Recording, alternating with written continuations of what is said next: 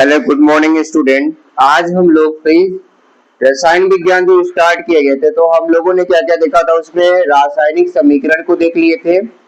अब यहाँ पर आज देखने वाले हैं कि भाई रासायनिक समीकरण की जो लिखने की जो विधि है भाई उसमें हम लोग कैसे उसका प्रयोग करते हैं। तो सबसे पहले क्या देखने वाले हैं, यहाँ से हम लोग रासायनिक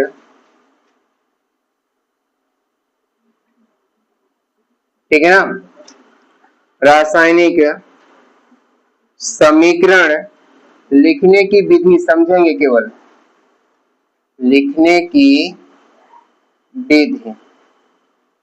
ठीक है, तो भाई इसकी शुरुआत यहाँ पे करने वाले हैं रासायनिक समीकरण लिखने की विधि पर। ठीक है ना भाई, पूरा फोकस रखेंगे हम लोग कि भाई इस पर हम लोग कैसे काम करने वाले हैं, क्योंकि सबसे इम्पोर्टेंट चीज है कि भाई कैसे ये लिखा जाता है ना। तो सबसे पहले देखिए, पहला चीज हमको इसमें देखना ये है रासायनिक समीकरण लिखने में कि भाई जो हम लोग सबसे पहले बड़ी चीजों को लिखने के लिए किसका प्रयोग करते हैं, प्रतीक का। किसका भाई, प्रतीक। प्रतीक का मतलब आप लोग समझ पा रहे हैं, प्रतीक कहिए या तो फिर हम लोग उसको बोल सकते हैं भाई क्या, अणुसूत्र भी बोल सकते हैं। क्या कह सकते हैं यहाँ पे, अणुसूत्र। ठीक है ना, क्या कह सकते हैं भाई, प्रतीक कहिए या तो फिर अणुसूत्र कहिए, एक ही बात है। तो सबसे पहले हम लोग इस पर भाई ध्यान रखते हैं। जैसे कहीं पर लिखा रहता है O, तो भाई क्या लगा रहता है आपका O2।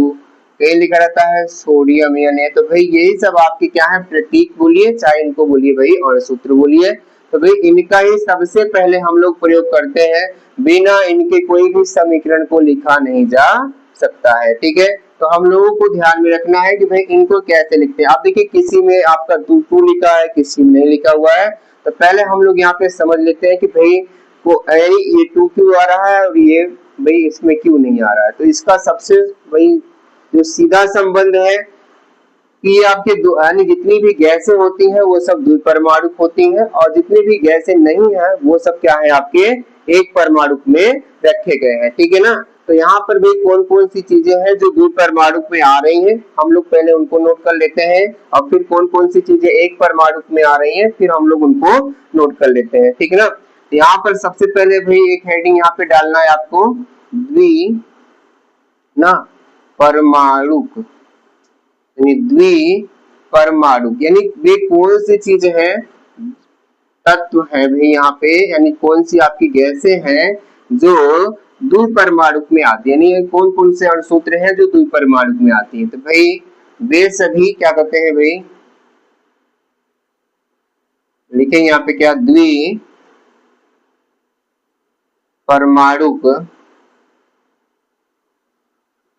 सभी गैस होती हैं। भाई सभी गैस जो होती हैं वो सब क्या होती हैं, आपकी द्विपरमाणुक होती हैं। अब कौन कौन सी गैसें आ रही हैं, सबसे पहले भाई हम लोग ऑक्सीजन से शुरुआत करते हैं। तो कौन सी गैस हो गई भाई आपके यहाँ पे, ऑक्सीजन। और कौन सी गैस भाई, नाम बताएंगे, हाइड्रोजन। फिर कौन सी आपकी, नाइट्रोजन। ठीक है ना, फिर भाई आपकी आगे बढ़ते हैं तो क्या मिलता है आपका भाई, यहाँ पे क्लोरीन, Cl। ठीक है ना, तो भाई ऐसे बहुत सी गैसें हैं जिनमें भाई आपका इस प्रकार से लिखा होता है, तो हम लोग डॉट डॉट डॉट कर देंगे। तो ये सब क्या है, आपके द्विपरमाणुक होते हैं ना, जिसमें आपको अपने आप O2, H2, N2 और Cl2 जो होता है वो लगा होता है। ठीक है ना, फिर एक आपका लास्ट में आपका एक परमाणु, क्या आता है आपका यहाँ पर, एक परमाणु। भाई एक परमाणु को हम लोग देख लेते हैं कि मेरे पास कौन कौन है जो एक परमाणु के अंतर्गत आपके आते हैं। ठीक है ना, द्विपरमाणु में ये सभी हो गए, और एक परमाणु में मतलब ये सभी चीजें हैं भाई जो गैसों को छोड़ करके, गैस को, ठीक है ना भाई, छोड़कर सभी एक परमाणुक होते हैं। कैसे होते हैं आपके, एक परमाणुक आपके यहाँ पर होते हैं। ठीक है ना, अब भी कुछ उदाहरण में भी हम लोग लिख लेते हैं यहाँ पे कि एक परमाणु में कौन कौन सी चीजें आपकी आ रही हैं। भाई जैसे आपके हो गया नाइट्रोजन, अरे नाइट्रियम मतलब इसको बोलते हैं हम लोग सोडियम, लाइटिंग नाम है इसका। तो आपका हो गया सोडियम यानी N कैसी है आपकी, एक परमाणु का आपका है। फिर इसके बाद भाई पोटेशियम के, मैग्नीशियम आपका क्या हो गया यहाँ पर Mg हो गया, जिंक हो गया Zn, जिंक हो गया भाई, फेरम हो गया, ठीक है ना। तो ये सभी जो चीजें होती हैं आपकी भाई डॉट डॉट डॉट आगे कर देंगे, ये सभी किस में आती है, एक परमाणु में। तो भाई समीकरण लिखने यानी रासायनिक समीकरण लिखने में तीन चीजों का भाई सबसे ज्यादा आपको ध्यान में रखना है। पहली चीज पर क्या ध्यान रखना है आपको, भाई प्रतीक पर ध्यान रखना है, और प्रतीक में भाई उसी को बोलते हैं हम लोग अणुसूत्र, भाई इनका प्रयोग करना है। साथ में भाई एक परमाणु को द्वि परमाणु दोनों का प्रयोग करके हम लोगों को क्या करना है यहाँ पर भाई समीकरण को बना करके चलना है, ठीक है। भाई हम लोग अब आगे चलेंगे, भाई इनको धीरे धीरे हम लोग हेडिंग भी डालते चलेंगे और भाई एक एक चीजों को नोट भी करते चलेंगे ना, क्योंकि भाई लिखे नहीं रहेंगे तो फिर बाद में हम लोग क्या होंगे यहाँ पर भूल जा सकते हैं कि भाई ये जो चीजें हैं भाई फिर से रिपीट नहीं हो पाएंगी, तो फिर आपको भूल भी सकते हैं ना, इसलिए आप लोग इनको नोट करते भी चलिए। तो ये आपके रासायनिक समीकरण लिखने की विधि में भाई आपके प्रतीक हो गए, ठीक ना, द्विपरमाणु हो गए, और साथ में ये आपका एक परमाणु हो गया ना। अब हम लोग आगे इसमें सीखने वाले हैं भाई समीकरण लिखने की जो विधि होती है, ठीक है ना। भाई लिखने की जो विधि होती है, तो समीकरण के बारे में जान लिए, तो समीकरण लिखने की जो विधि यानी जिसको हम लोग बोलते हैं ढांचा, तो यहाँ पे लिखेंगे हेडिंग में क्या बनाएंगे आप लोग, मूल समीकरण, थोड़ा सा बड़ा लिख लिया जाए यहाँ पर, मूल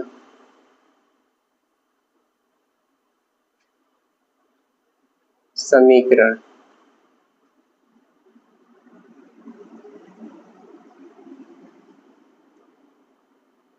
आते हैं मूल समीकरण में, यानी इसी को बोलते हैं ढांचा समीकरण भी बोला जाता है, ठीक है। भाई स्पीड बढ़ाएंगे अपनी, नोट करने में पीछे नहीं रहना है आपको। क्या देखना है इसमें आपको, मूल समीकरण मतलब ये आपका है ढांचा समीकरण, ठीक है ना। तो भाई सबसे पहले भाई एक अभिकारक होता है, दूसरा आपका उत्पाद होता है। क्या होता है आपका, एक अभिकारक, दूसरा आपका उत्पाद होता है। भाई दोनों के बीच में हम लोग भाई तीर यानी एरो का प्रयोग करते हैं। जो आपका एरो होता है वो क्या दर्शाता है, यहाँ पर हम लोग देख लेंगे। एक जैसे हमने यहाँ पे लिया भाई मेथेन, या किसी दूसरे को समीकरण को भी ले लेते हैं, जैसे हमने यहाँ पे लिया है सोडियम, उदाहरण के तौर पे भाई समझ रहे हैं, यहाँ पे सोडियम लिया, सोडियम मतलब Na, और इसके साथ में हमने अपक्रिया कर दिया H2O का, ठीक है, H2O का। भाई यहाँ मूल समीकरण के ढांचा को समझते हैं, तो सबसे पहले क्या लिया हमने यहाँ पर सोडियम, क्या लिखा हुआ है भाई आपका ये सोडियम, ठीक है, सोडियम। और ये आपके पास क्या आ गया यहाँ पर जल ना, हमने क्या लिया भाई यहाँ पे सोडियम के साथ में ले लिया यहाँ पे जल, और जब हम इसकी अभिक्रिया करते हैं तो बनता है सोडियम हाइड्रोक्साइड यानी NaOH, sodium hydroxide, sodium hydra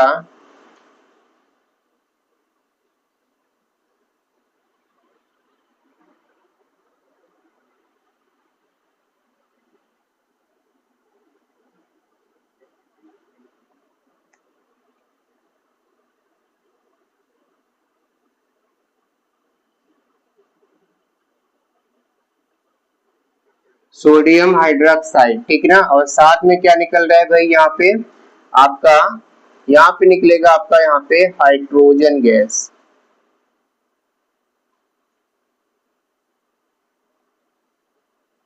hydrogen gas जो होगी यहाँ पर भाई बाहर निकलेगी आपको, ठीक है ना।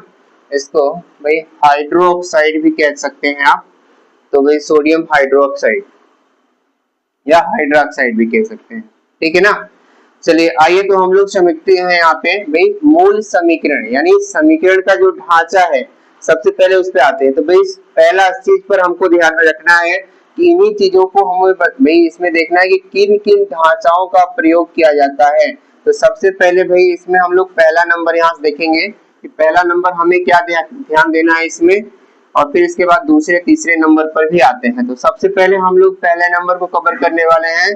भाई ये जो आपके दो चीज होते हैं ना, ये आपका एक चीज होता है, और भाई ये आपके भाई जो प्राप्त होते हैं ये आपके अलग अलग पार्ट होते हैं, ठीक है ना। तो भाई इनको यानी दो चीजों यानी जब हम मिलाते हैं ना इनको बोलते हैं अभिकारक, और जो यहाँ पे प्राप्त होता है ना ये आपका होता है उत्पाद। तो पहला आपके क्या होते हैं भाई, ये अभिकारक होते हैं और ये क्या होते हैं आपके उत्पाद। तो भाई अभिकारक और उत्पाद दोनों के बीच में भाई आप एक तीर का प्रयोग करते हैं, भाई इसको एरो भी बोलते हैं। ये जो होता है समीकरण में सबसे महत्वपूर्ण चीज होता है भाई, ये निष्कर्ष को दर्शाता है।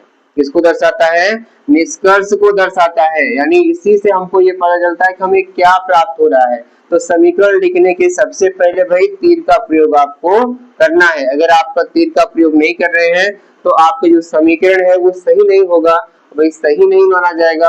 क्यों नहीं माना जाएगा, क्योंकि भाई इसमें से भाई तीर का आपका जो निशान लगा हुआ है ये आपका जो है निष्कर्ष को दर्शाता है। भाई अभी मेरा समीकरण जो है वो संतुलित नहीं है, तो इस पर आप ध्यान रखें। भाई अभी हम इसको आगे बताने वाले हैं, इसलिए इसको यहाँ पे संतुलित नहीं किए हुए हैं, क्योंकि हमें बताना है इसमें ना, ऐसा ना समझे कि भाई समीकरण गलत लिखा हुआ है आपका, ठीक ना। समीकरण को भी भाई हम समझा रहे हैं, इसमें कुछ त्रुटियां हैं, इसको भी हम लोग सुधारेंगे। यहाँ पर वो कौन सी त्रुटि है अभी बाद में देखेंगे, क्योंकि नंबर बाई नंबर दे रहे हैं। तो भाई इसमें सबसे पहले भाई यहाँ पर तीर यानी प्रतीक का प्रयोग करते हैं। सबसे पहला नंबर हमको समझना है इसमें कि भाई इस प्रतीक का प्रयोग करते हैं, भाई ये जो होता है निष्कर्ष को दर्शाता है। तो पहला चीज इसमें समझ लिए कि अभिकारक और उत्पाद के बीच में क्या लगाना है, आपको एरो लगाना है ना, यानी समीकरण लिखने की विधि आपको बता रहे हैं। यानी समीकरण लिखना है तो कौन कौन सी चीजों का उपयोग करना है। अभी आपने देखा भाई समीकरण लिखने में हम लोग पहले अणुसूत्र का प्रयोग करते हैं, फिर एक परमाणु या दो परमाणु का भी उपयोग करते हैं उसमें। अब यहाँ पे जब समीकरण को बनाते हैं तो उसमें जो आपका मेन जो होता है, यानी जो आपका ये लगा हुआ है, इसका मतलब क्या है, तो इसका मतलब है भाई आपका निष्कर्ष दिखा रहा है ये, ठीक है ना। तो इसमें लगाना है, और कब लगाना है, अभिकारक और उत्पाद के बीच में आपको लगाना है, ठीक है। अब देखिए दूसरा चीज क्या करना है भाई, समीकरण को संतुलित करना, जिसके लिए हमने आपको पहले बताया कि भाई जो हमारा समीकरण लिखा हुआ है ये समीकरण मेरा सही नहीं है। तो समीकरण को भाई तीर लगाना है, साथ में आपको समीकरण को संतुलित करना आपको आना चाहिए। अगर समीकरण का संतुलन आपके को नहीं आता है तो भाई आपका जो समीकरण है वो पूरी तरीके से जो आप प्राप्त करना चाहते हैं वो आपको नहीं प्राप्त होने वाला है ना, उससे कुछ दूसरा चीज जो है वो आपका बन जाएगा यहाँ पर। तो भाई इनको ऊपर ध्यान रखना। अब देखिए हम लोग संतुलित कैसे करते हैं, जैसे अगर हम यहाँ पे देखें सोडियम को देखें और सोडियम हाइड्रोक्साइड, भाई यहाँ पे सोडियम एक है, सोडियम के साथ हाइड्रोक्साइड आ गया, तो भाई यहाँ पर कितने हो गए आपके Na, यानी एक Na है तो Na का मान भी एक है ना। अब ऑक्सीजन को देखते हैं तो ऑक्सीजन आपके पास एक है, तो एक ही ऑक्सीजन है। अब हाइड्रोजन की बात अगर देखेंगे तो यहाँ पे दो और एक तीन है, और यहाँ पे कितना है आपके पास दो ही है, यानी हाइड्रोजन में गड़बड़ी है। तो सबसे पहले हम लोग हाइड्रोजन को यहाँ पर जल की मात्रा को 2% कर लेते हैं।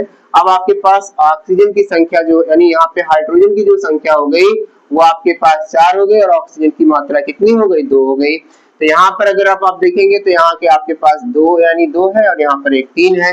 तो हम लोग क्या करते हैं, सोडियम को भी बढ़ा लेते हैं 2%, ठीक है ना। तो अब क्या बना आपका 2NaOH, क्योंकि इसके बीच में नहीं लगा सकते हैं ना, क्योंकि इसका जो फार्मूला बनता है पहले आप उसको देख लीजिए कैसे, क्यों नहीं लगा सकते हैं। सोडियम क्या होता है Na, और ये क्या है आपका ऑक्सीजन, मतलब यदि हाइड्रोक्साइड है तो OH आ गया।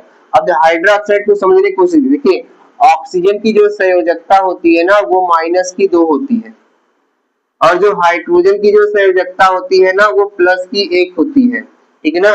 तो हाइड्रोक्साइड यानी OH की जो संयोजकता बनी ना, देखिए यहाँ पे 1 है और यहाँ पे 2 है, तो भाई 2 में से घटा कितना बचा आपका -1, यानी इसकी जो संयोजकता है वो कितनी है आपकी यहाँ पर माइनस की, किसकी होती है, हाइड्रोक्साइड की ना। ऑक्सीजन की 2 और हाइड्रोजन की 1, ऑक्सीजन की प्लस यानी -2 और हाइड्रोजन की प्लस की 1, और 2 में से 1 घटेगा तो माइनस क्या बचेगा 1, इसकी संयोजकता कितनी है -1। अब बचा भाई सोडियम, सोडियम जो आपका है Na, ये होता है आपका 11 नंबर पे, तो 2, 8 तो 10 हुआ और एक 11, तो एक एक्स्ट्रा होता है, तो इसकी संयोजकता जो होती है ना वो प्लस की एक होती है। हम आपको सिखा देंगे संयोजकता अच्छे से।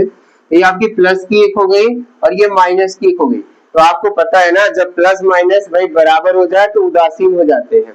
प्लस माइनस बराबर हो जाए तो क्या हो जाते हैं, उदासीन हो जाते हैं। मतलब इनका भाई क्रॉस मल्टीपल करेंगे तो फार्मूला बनेगा Na कितना OH। इसलिए भाई हम यहाँ पे बगल में नहीं लगा सकते हैं, तो हम लोग इसके सामने लगाएंगे यहाँ पर। तो क्या बना आपका 2NaOH और प्लस कितना H2। अब आप मिला सकते हैं पूरी तरीके से। देखिए सोडियम 2 है तो 2 आपके पास सोडियम है, ऑक्सीजन 2 है तो भाई 2 आगे लगा तो ऑक्सीजन 2 हो गया, हाइड्रोजन 4 है तो 2 यहाँ पे है और 2 यहाँ पे, यानी अब पूरी तरीके से समीकरण आपका क्या हो गया, संतुलित हो गया। तो भाई पहला हमने आपको क्या बताया यहाँ पर कि आपको प्रतीक पर ध्यान रखना है। दूसरा हमने बताया भाई आपको समीकरण को क्या करना है, समीकरण को आपको संतुलित करना है। क्या करना है आपको, संतुलित करना है। भाई समीकरण को संतुलित करना है, इस पर ध्यान रखना है। तीर का प्रयोग। देखिए तीसरी चीज को समझिए। तीसरा चीज भाई कि हर एक शब्द, यानी जैसे आपका हो गया सोडियम जल, सोडियम हाइड्रोक्साइड, हाइड्रोजन गैस, भाई इनके बीच में आपको अलग अलग करने के लिए भाई प्लस का भी प्रयोग करना है। इसका प्रयोग करना है, आपको प्लस का प्रयोग करना है। तो ये तीन चीजों पर आपको विशेष ध्यान रखना है, साथ में जब आप समीकरण को बना रहे हो तब आप ना।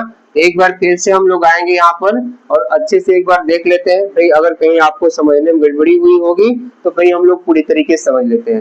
भाई पहला स्टेप इसका है भाई जो हमने कल पढ़ा था समीकरण। भाई आप समीकरण का ढांचा कैसे तैयार करते हैं, यानी समीकरण को बनाते कैसे हैं। तो सबसे पहले भाई उसमें हम लोग किसका प्रयोग करते हैं, इसका अणुसूत्र का। अणुसूत्र मतलब भाई प्रतीक का प्रयोग करते हैं। दूसरी बात हमने यहाँ पे देखी कि भाई समीकरण को लिखने में एक परमाणु या फिर दो परमाणु का प्रयोग किया जाता है। एक परमाणु या फिर दो परमाणु का प्रयोग किया जाता है।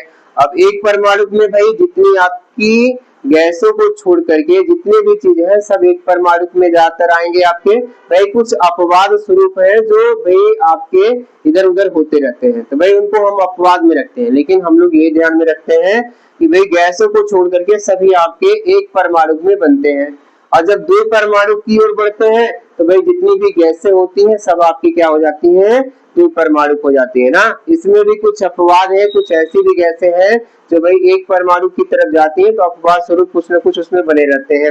अब हम लोग यहाँ पे आते हैं भाई मूल समीकरण, यानी जो समीकरण जो मेन मेरा है उसमें हम लोग किस प्रकार से यानी कौन कौन सी चीजों का प्रयोग करते हैं।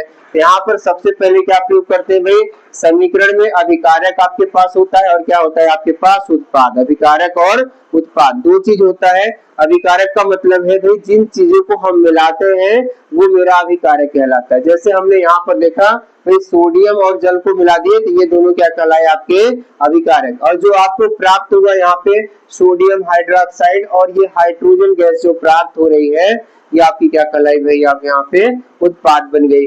अब भाई अभिकारक उत्पाद तो हो गया, साथ में भाई ये जो तीर बीच में लगा होता है ये किस लिए लगाया जाता है, तो भाई ये दर्शाता है कि भाई हमारा क्या प्राप्त हो रहा है, निष्कर्ष को दर्शाता है तीर का निशान, ठीक है ना। अब तीर पर ही जैसे आपको कभी कभी कहा जाता है कि भाई 100 सेंटीग्रेड पर गर्म कीजिए, तो हम लोग एरो लगाते हैं और उस पर लिख देते हैं 100 सेंटीग्रेड। भाई किसकी, कभी कभी कहते हैं भाई ब्रोमीन की उपस्थिति में, आयोडीन की उपस्थिति में, भाई अन्य मतलब सभी किसी न किसी उपस्थिति में इसको गर्म करते हैं तो उसको भी हम लोग यहाँ पर दर्शा सकते हैं। तीसरा चीज हम लोग समीकरण में देखते हैं कि भाई यहाँ पे प्लस प्लस लगा होता है, तो प्लस क्या करता है भाई दो अभिकारकों के योग को दर्शाता है कि हम लोग कौन कौन सी चीजों को मिला रहे हैं या फिर भाई कौन कौन सी चीजें हमको प्राप्त हो रही हैं। इसके लिए हम लोग क्या करते हैं बीच में प्लस प्लस को लगा देते हैं, क्योंकि भाई उन्हीं से हमें नई नई चीजें जो होती हैं वो प्राप्त होती हैं, ठीक है ना। साथ में भाई सूत्रों को भी ध्यान में रखना है कि भाई सूत्र जो आपने कक्षा 9 में पढ़ रखा है तो उसका भी प्रयोग करना है कि कहाँ पर हमको 2 लगाना है, कहाँ पे हमको 3 लगाना है और कहाँ पर हमको नहीं लगाना है। तो इन चीजों पर भी आपको विशेष ध्यान रखना है। तो ये हो गया आपका भाई समीकरण लिखने की विधि, समीकरण को चेक करने की विधि। तो सारी चीजें हम लोगों ने यहाँ पर देख ली ना। अब हम लोग चलेंगे भाई आगे बढ़ेंगे, तो भाई इस पर हम लोग आगे क्या देखते हैं यहाँ पर कुछ अभिक्रियाएं आपकी शुरू हो रही हैं, तो आप लोग हेडिंग डालेंगे यहाँ पर। आइए हेडिंग पर ले चलते हैं डायरेक्ट आपको। तो यहाँ से शुरुआत होती है भाई रासायनिक अभिक्रियाओं के प्रकार।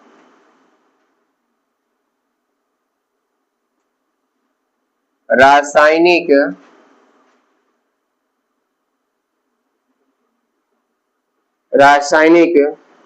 अभिक्रियाओं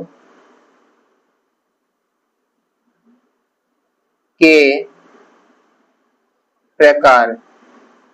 रासायनिक अभिक्रियाओं के प्रकार, ठीक है भाई। यहाँ पे बहुत सारी अभिक्रियाओं को सीखने वाले हैं, तो रासायनिक अभिक्रियाओं के प्रकार, ठीक है ना। तो भाई रासायनिक अभिक्रियाएं जो होती है विभिन्न प्रकार की होती है, थोड़ा सा नोट करेंगे इसमें। रासायनिक, भाई आप लोगों को भी नोट करते चलना है। रासायनिक अभिक्रिया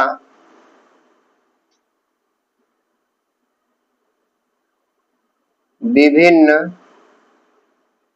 प्रकार की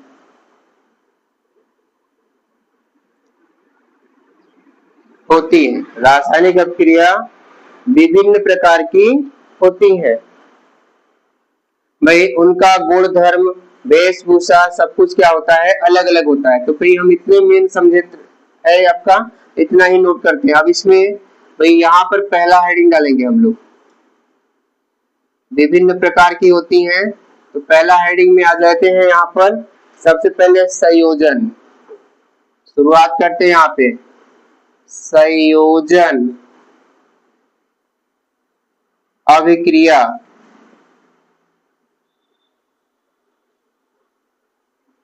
कौन सी अभिक्रिया भाई, आपकी संयोजन अभिक्रिया।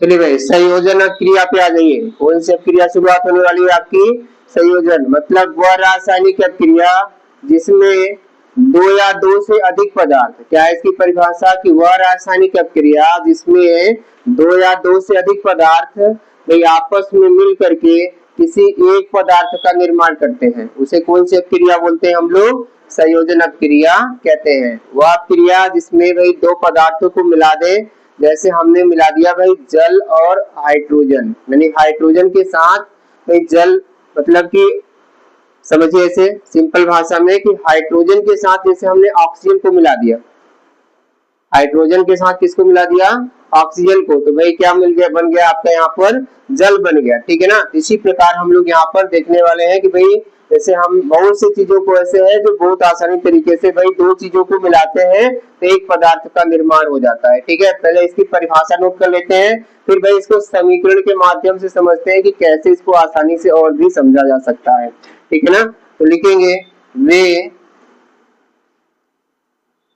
वे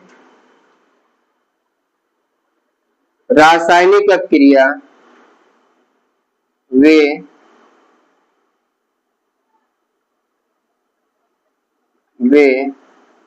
रासायनिक अभिक्रिया जिसमें दो या दो से अधिक पदार्थ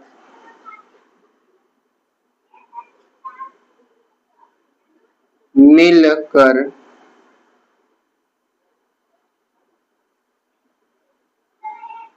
एकल पदार्थ का निर्माण करते हैं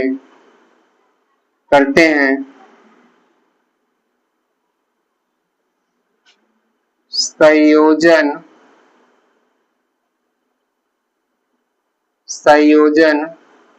अभिक्रिया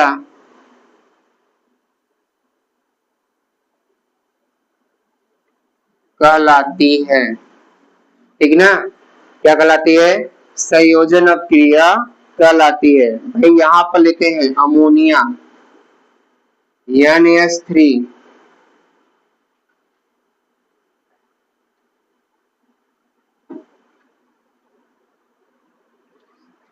क्या हो गया भाई यहाँ पर?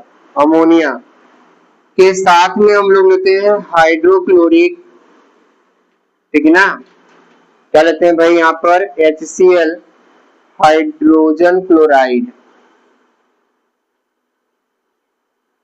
हाइड्रोजन क्लोराइड, ठीक है ना, हाइड्रोजन क्लोराइड लेते हैं भाई। यहाँ पर तीर का निशान लगाते हैं और इन दोनों को जब मिलाते हैं तो बनता है NH4Cl, NH4Cl, ammonium chloride, ammonium chloride, ठीक है ना, क्या बन जाता है यहाँ पर? अमोनियम क्लोराइड, ठीक है ना। तो आप लोगों देख रहे हैं यहाँ पे भाई दो पदार्थ मिलकर के, कौन कौन सा? अमोनिया। भाई अमोनिया अमोनियम में अंतर है, ध्यान से सुनिएगा। अमोनिया मतलब NH3, ठीक है ना। भाई नाइट्रोजन और हाइड्रोजन के, यानी 1% नाइट्रोजन और 3% हाइड्रोजन मिलकर के अमोनिया गैस का निर्माण होता है, ठीक है ना। इसकी जो प्रयोगशाला विधि है उसमें 1% नाइट्रोजन और 3% हाइड्रोजन को मिलाते हैं तो आपकी अमोनिया मिलती है। ये प्राप्त कहाँ पर होती है? भाई सड़े गले स्थानों पर, जैसे जहाँ पे पशुओं को बांधते हैं वहां से जो आने वाली जो बदबू होती है वो आपकी अमोनिया गैस होती है। भाई पहचान आपको बता दे रहे हैं कि आप इसको पहचानते रहिए कि है क्या।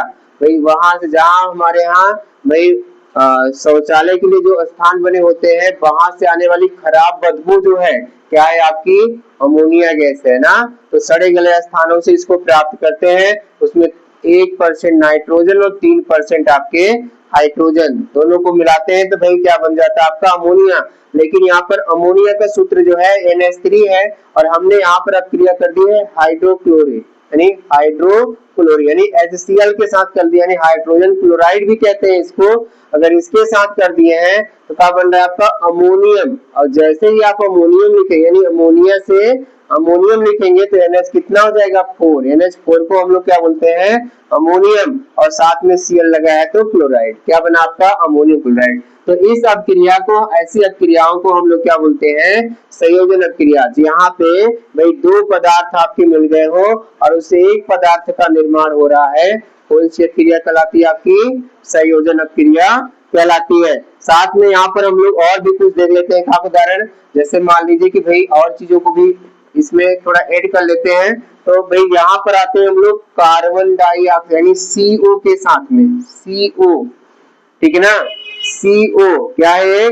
कार्बन मोनो, क्या है भाई? कार्बन मोनोऑक्साइड है CO, ठीक है ना। और इसके साथ में भाई अपक्रिया कर लेते हैं यहाँ पे, इसकी अपक्रिया कर लेते हैं यहाँ पे क्लोरीन गैस से, यानी Cl2 से। किसकी अपक्रिया करते हैं यहाँ पर? Cl2 से, अरे Cl से ना। क्या है आपके पास यहाँ पे? CO की अपक्रिया किससे करते हैं यहाँ पर? Cl2 से। तो क्या बनेगा आपका? COCl2। इसका नाम बताइए, CaCl2 का नाम बताइए क्या है आपका यहाँ पे? हाँ, क्या नाम है? CaCl2 का नाम बताइए आप लोग यहाँ पे। हाँ, क्या नाम है? हाँ, कार्बोनिक क्लोराइड ना।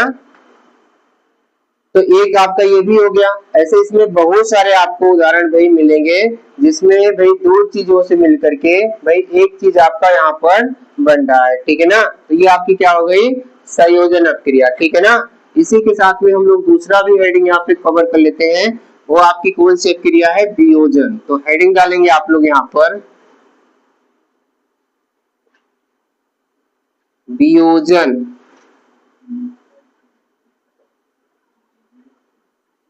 अभिक्रिया, वियोजन अपक्रिया। भाई इनको याद में रखना है, भाई अपक्रियाएं पूछ लेती हैं पेपर में आपकी। क्या है आपकी यहाँ पर वियोजन अपक्रिया।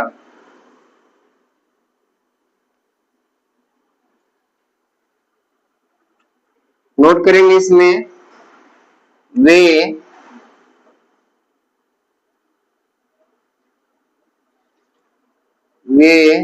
रासायनिक अपक्रिया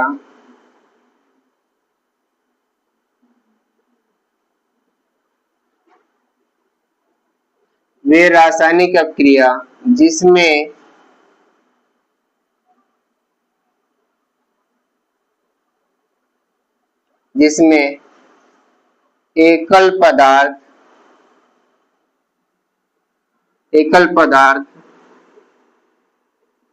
दो या दो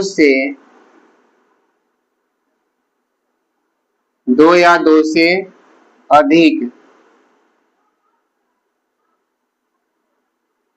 भाग में या भागों भी लिख सकते, भागों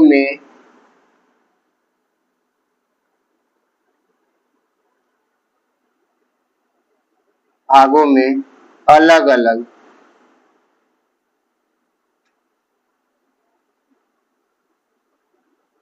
हो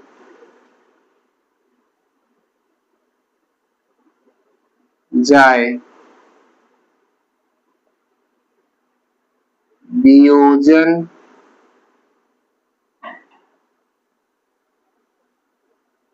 अभिक्रिया कहलाता है।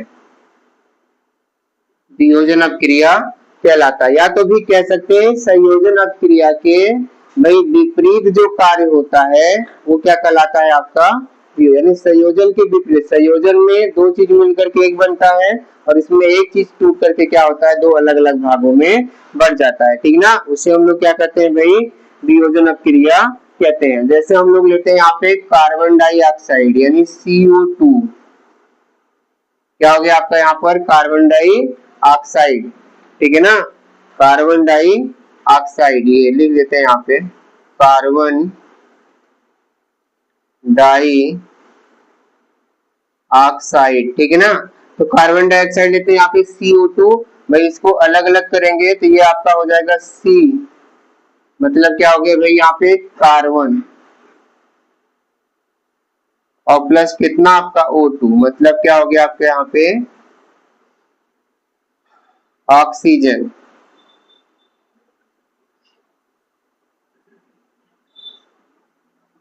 क्या बन गया यहाँ पे आपका ऑक्सीजन, यानी अलग अलग हो गया ना।